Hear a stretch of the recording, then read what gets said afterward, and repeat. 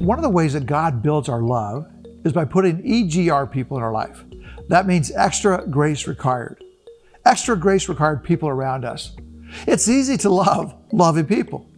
But for God to teach us real love, He puts around EGR people. Do you have any EGR people in your life? These are the difficult, demanding people. People who always disappoint us. Maybe even the destructive people in our lives. And God says, I want you to love those people too.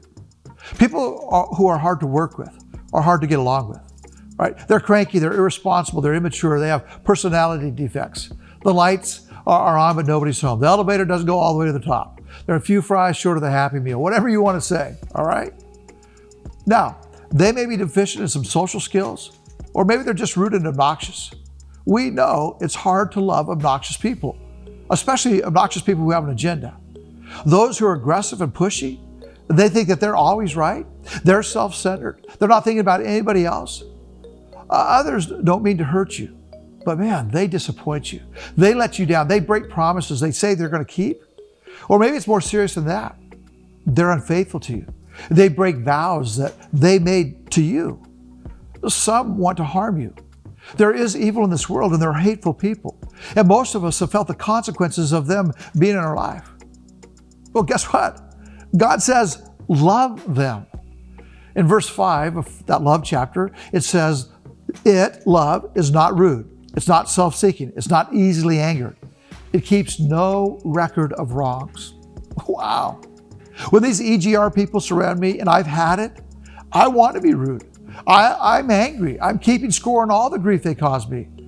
And love comes along and says, David, let it go.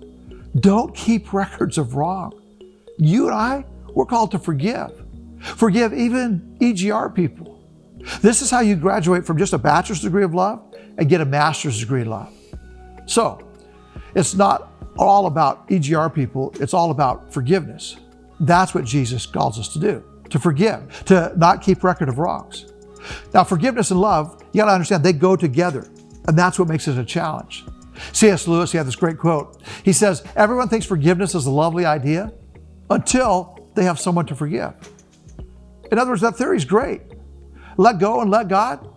The practice, that's what's hard, especially when we're wounded or betrayed or abused.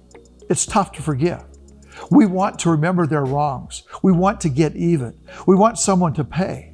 And we want to protect ourselves from being hurt again. And Jesus says there's another way. Love lets it go. Love forgives. And that's exactly what Jesus did when He dies on the cross. I think about how innocent Jesus was. I think about how they tortured Him and they murdered Him. And then I think about His words, Father, forgive them, for they do not know what they do. And the word forgive, if you look at that word, it ends with the word give. And I can't even understand love that deep.